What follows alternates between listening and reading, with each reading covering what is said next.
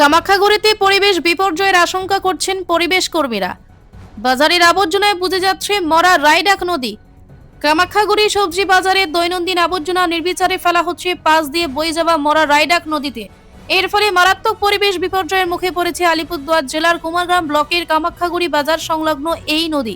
স্থানীয় সূত্রে জানা গেছে, প্রতিদিন বাজার থেকে উৎপন্ন পচা সবজি, প্লাস্টিক ও নানা ধরনের বর্জ্য সরাসরি নদীতে ফেলা হচ্ছে। এর জেরে নদীর জল মারাত্মকভাবে দূষিত হয়ে পড়ছে এবং ক্রমশ নদী খাত সংকীর্ণ হয়ে আসছে।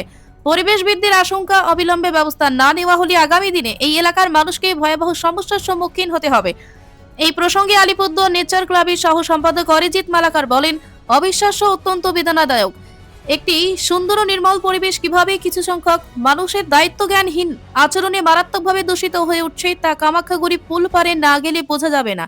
তিনি আরও জানান, বাজারের আবর্জনা জমে জমে মরা রায়ডাক নদীর খাত প্রায় বুজে গেছে। এর ফলে এলাকার সামগ্রিক আকাশ বাতাস দূষণে জর্জরিত হয়ে উঠছে। শিশু সহ স্থানীয় বাসিন্দারা বিভিন্ন রোগে আক্রান্ত হতে পারে আগামী দিনে বলেও আশঙ্কা ব্যক্ত করেছেন আলিপুরদুয়ার নেচার ক্লাবের সহ সম্পাদক অরিজিৎ মালাকার। সবচেয়ে উদ্বেগজনক বিষয় হলো, দিনের পর দিন প্রকাশ্যেই প্রশাসনের চোখের সামনে একটি নদীকে এভাবে ধ্বংস করা হচ্ছে, অথচ কার্যকর কোনো পদক্ষেপ নেওয়া হচ্ছে না। পরিস্থিতির গুরুত্ব বিবেচনা করে আলিপুরদুয়ার নেচার ক্লাবের পক্ষ থেকে অবিলম্বে জেলা প্রশাসন ও রাজ্য দূষণ নিয়ন্ত্রণ পর্ষদের কাছে লিখিত অভিযোগ জানানো হবে বলে জানানো হয়েছে। দাদা, কি অভিযোগ? গত দুদিন আগে আমি বিশেষ কাজে কামাখ্যাগুড়িতে গিয়েছিলাম। সেখানে আমি দেখলাম কামাখ্যাগুড়ি বাজার সংলগ্ন যে মরা রায়ডাক নদীটা একসময় প্রবাহিত হতো, সেই নদীটা ইতিমধ্যে প্রায় বুঝে এসেছে। সেখানে আমি লক্ষ্য করলাম সেই পার্শ্বস্থ যে বাজার আছে, সেই বাজার থেকে যত্রতত্র নোংরা আবর্জনা, থার্মোকল, প্লাস্টিক ইত্যাদি বিভিন্ন ধরনের বর্জ্য পদার্থ ফেলে ফেলে সেই নদীর খাত পুরোপুরি বন্ধ হয়ে গেছে। তো এইভাবে একটি প্রাকৃতিক নদী, যে নদী মাতৃক আমাদের ভারতবর্ষ, আমাদের দেশ, এই নদীকে কেন্দ্র করে সভ্যতা, মানব সভ্যতা একদিন গড়ে উঠেছিল, সেই নদীকেই আমরা আজকে এইভাবে নোংরা আবর্জনা দিয়ে বুঝিয়ে ফেলছি।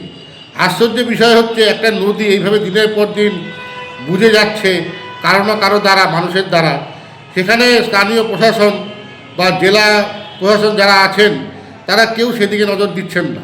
তো বিষয়টা অত্যন্ত বেদনাদায়ক, নিন্দাদায়ক এবং অবিশ্বাস্য একটি ঘটনা পরিবেশগত দিক থেকে।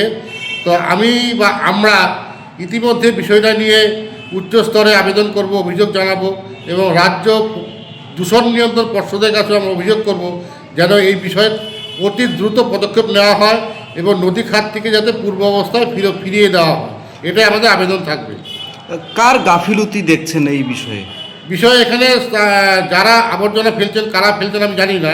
যেহেতু বাজার সংলগ্ন এবং বাজারের আবর্জনা সেখানে দেখা যাচ্ছে, সেখান থেকে আমি বা আমরা ধরে নিতে পারি সেটা বাজারের মানুষজনই, যারা বাজারে দোকানপাট যাদের আছে, তারাই হয়তো সেখানে আবর্জনাগুলো ফেলছেন এবং স্থানীয় যারা কর্তা ব্যক্তি প্রশাসনে আছেন, তারাও বিষয়টা নজর দিচ্ছেন না বলে আমার ধারণা।